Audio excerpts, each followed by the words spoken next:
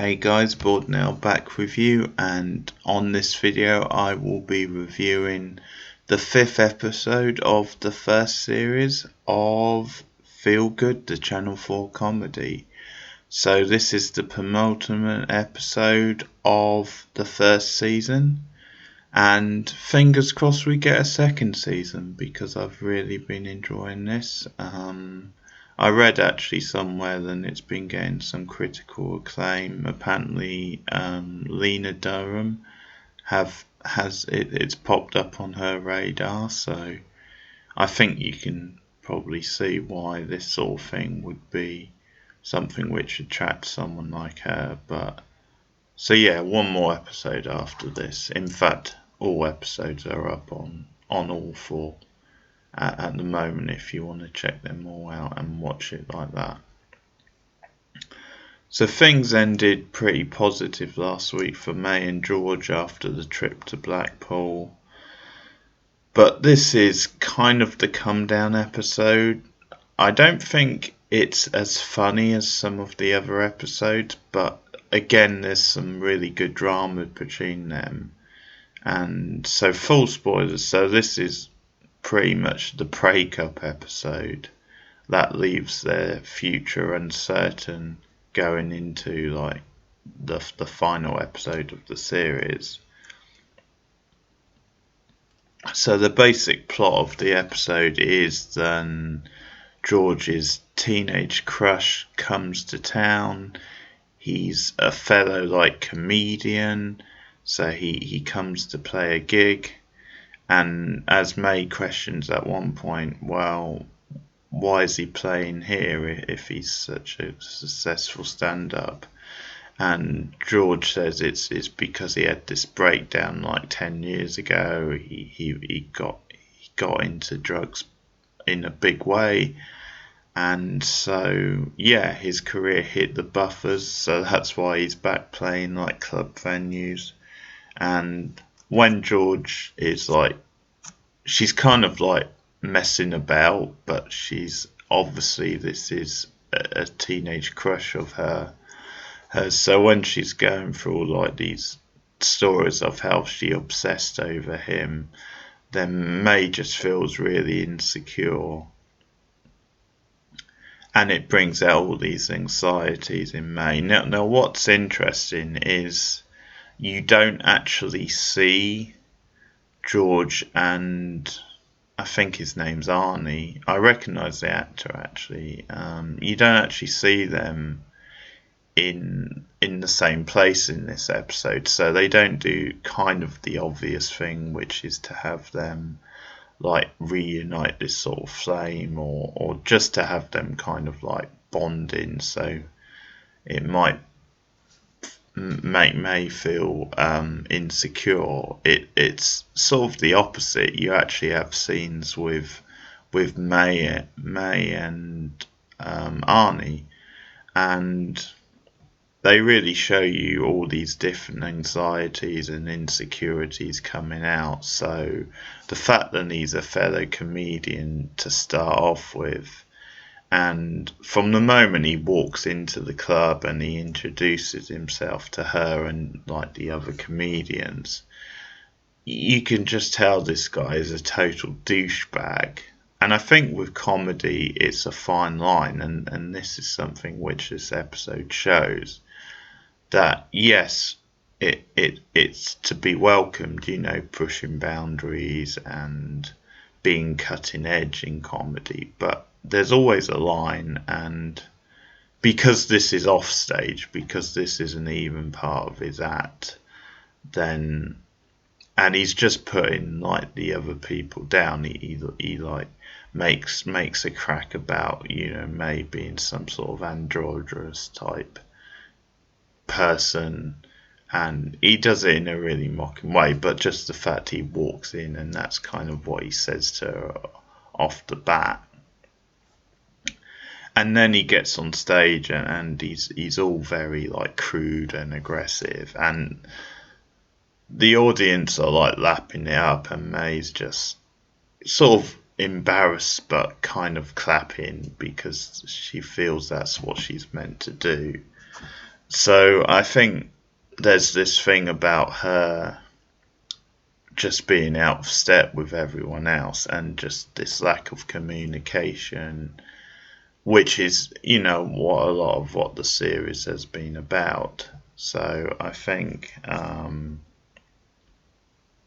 yeah, that's sort of quite interesting. Um, but yeah, these insecurities just come out in May, because later on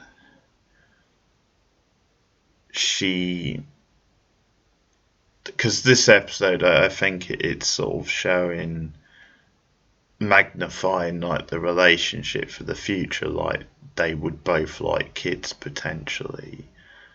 Though it's kind of hinting that then it's George who wants that a bit more than May. But they're in the cafe at one point, and you've got, I can't remember who it is, but just some family who they know. I think they might know Phil, George's flatmate.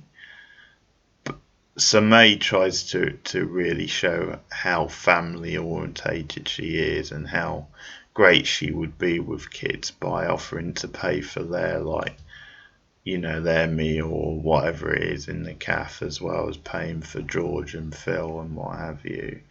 And then her credit card is declined, so that's kind of strike two in a way. And then strike three is the waitress comes back and says, your credit card's been declined, sir. So she mistakes May for a man, and that really sets her off. I like that it's George who like corrects her straight away, but yeah, just this guy who George had like a crush on when she was a teenager coming to town just unfolds all these different like feelings and anxieties from May. So then she's like threatened sexually and physically about being mistaken for a guy. So we see her doing all these push-ups and trying to like really be more masculine, and we see that in bed when she's like trying to really step it up with George.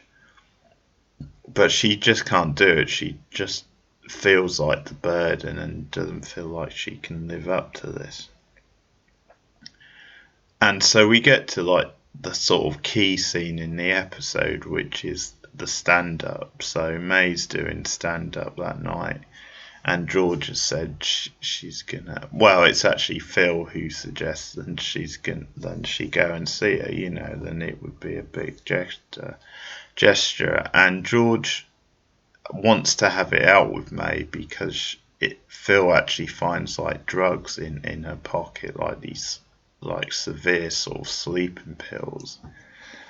And so George is obviously concerned, so she goes to the gig. And it's notable that May does like a stand up, which is based all on her relationship with George. And it gets into an interesting area where I think a lot of stand up is based on truth, but they sort of exaggerate it.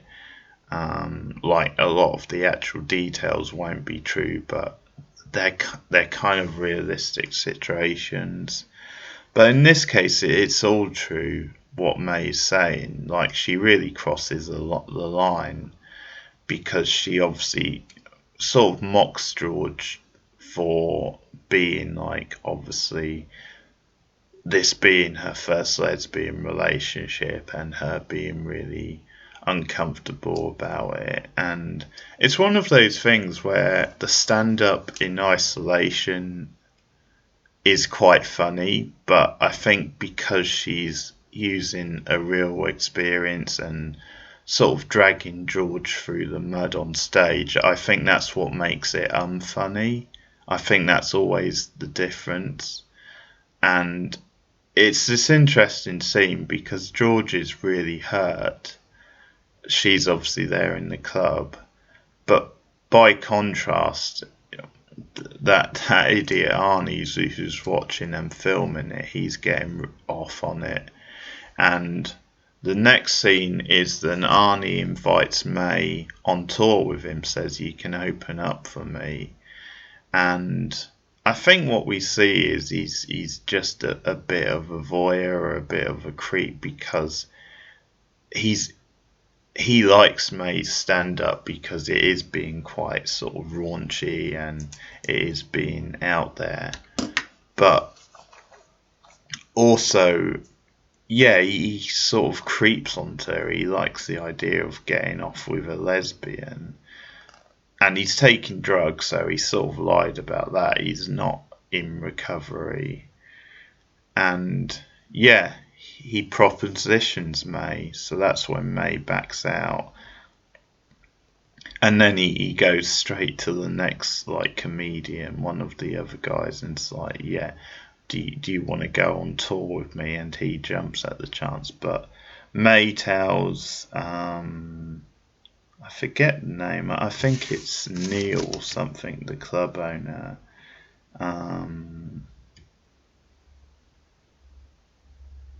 Who is it? Yeah, no.